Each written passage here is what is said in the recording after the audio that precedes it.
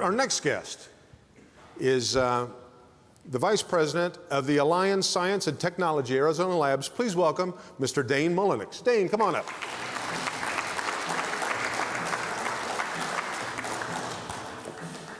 Good to see you. Welcome. It's good to be seen. Welcome to Mesa Morning Live.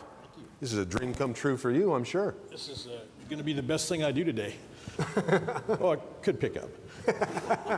Well, good. Welcome, and welcome to Mesa. Now, is this home for? Where are you from originally? No, actually, Nancy and I are fairly new to Mesa. We came out here about a little over a year and 3 months ago from the East Coast. It's been a long journey. We came out specifically to work the project with the city, run the lab, and I couldn't be happier to be here. I'll tell you that.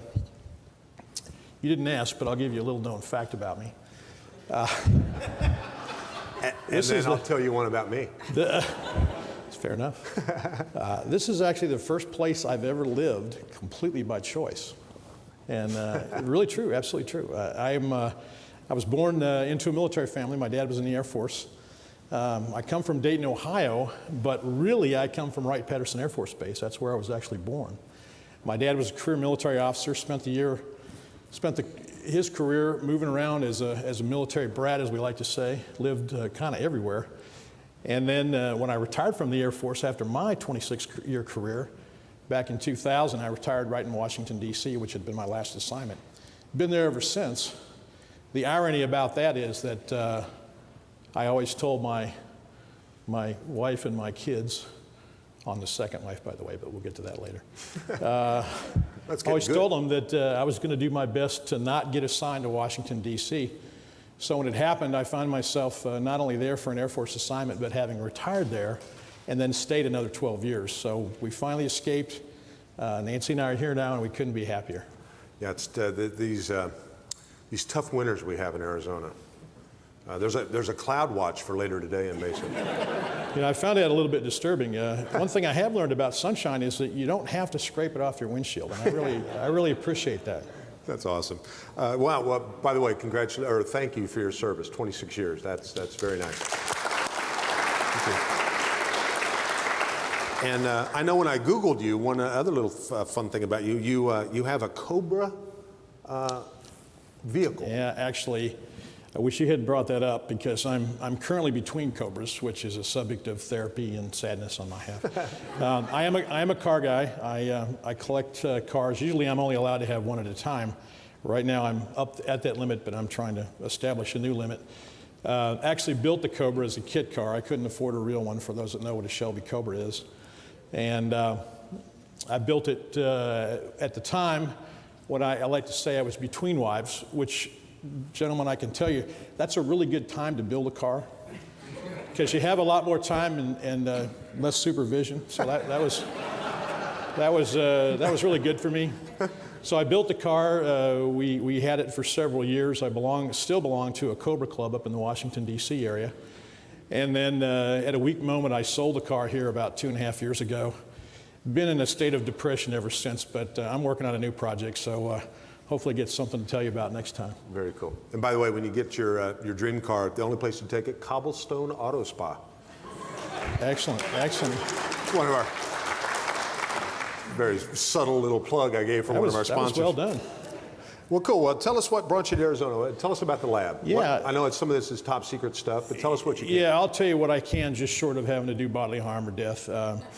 It is for those that don't know, the Air Force Research Lab, which was hosted here at Mesa for many, many years, over on the site of Gateway Airport, formerly the old Williams Air Force Base, was closed, or is actually still in the process of being closed officially, by what's called BRAC, Base Realignment and Closure, which is a Department of Defense process for how you unburden the taxpayer of what's determined to be excess property and consolidate things and so forth. So a decision was made back in 2005 to close the lab, more appropriately to relocate the lab up to Dayton, Ohio, to Wright-Patterson Air Force Base, where it is now. And along the way, would have cost the area some people, some jobs, some technology, quite honestly. I got involved with the old Air Force Research Lab about 2.5 years ago, My company, then from Washington, D.C., landed a small contract. I began traveling out here. First time I'd been to Arizona other than to come to the Grand Canyon. Kind of fell in love with Arizona as a sidelight, but also fell in love with the lab. I realized that this facility was truly a national resource. It's something that the taxpayers invested in for, half a century. Cutting edge capability, very, very high security, extremely well endowed with broadband communications and so forth. And I began to think, it would be a real shame for this facility to close. I began to advocate within my company that we consider trying to propose a way to keep it open. We were talking to ASU, talking to the city of Mesa. Turns out Mayor Smith had the real vision, was thinking in the same way, better, farther, smarter, faster, earlier than we were. But the two parties kind of came together, and back in late 2010, we kind of formed a partnership.